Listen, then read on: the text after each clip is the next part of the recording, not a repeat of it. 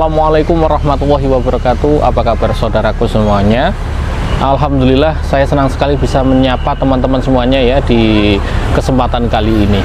Oke, hari ini saya ada yang ingin dibahas begitu ya. Ada yang ingin dibahas mengenai fenomena yang barusan terjadi.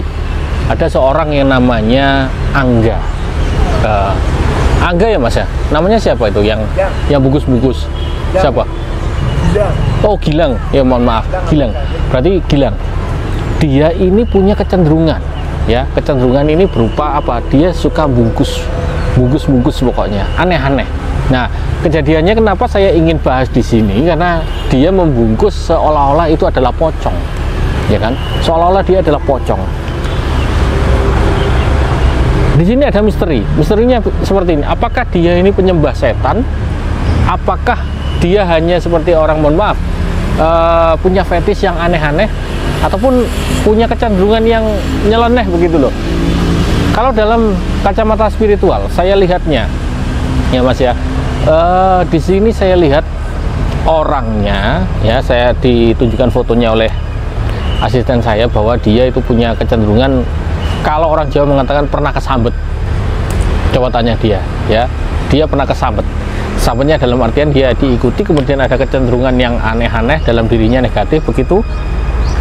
Nah, ketika dulu itu kesambet, yang dilihat dalam wujudnya, dalam otaknya adalah seperti pocong.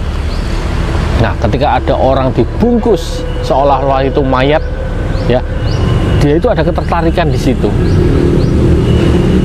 Ini adalah indikasi bahwa manusia itu terkadang bisa diarahkan ke hal yang salah, dalam artian apa? Diarahkan untuk apa yang namanya? Menjadi sesat. Kalau dikatakan dia menyembah setan, tidak. Saya tidak merasa itu penyembahan, tapi dia ada ketertarikan, ya, ketertarikan. Sama seperti rekan saya pernah punya rekan, dia itu suka sekali tidur di keranda mayat. Kan sama, dia punya kecenderungan, keinginan untuk melakukan hal-hal yang aneh. Ada juga, saya punya kenalan, dia suka tidur di tanah kuburan, ya. Jadi kuburan itu udah ada apa namanya, sudah digali tapi belum dipakai. Nah, itu ditiduri dulu, tidur di situ. Yang terjadi apa? Kecenderungan aneh-aneh inilah, ya. Nah, sebentar.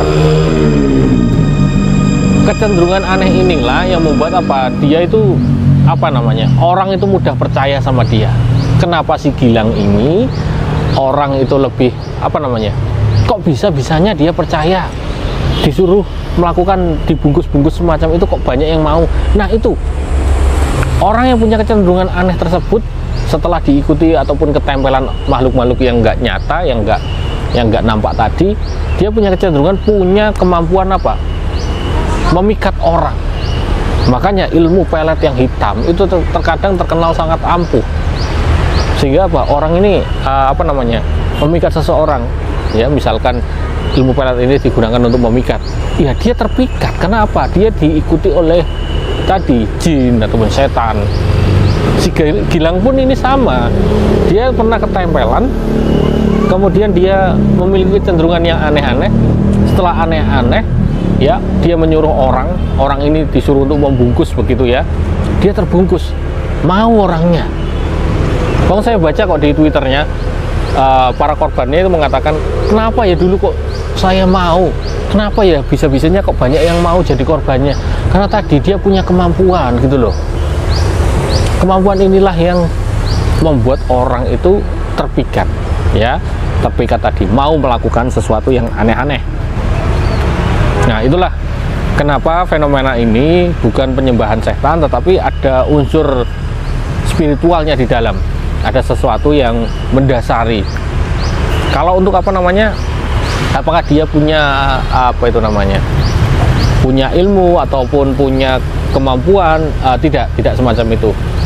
Yang tadi yang saya rasakan memang dia ketempelan pada awalnya, kemudian dia mampu punya kecenderungan untuk melakukan itu, ya.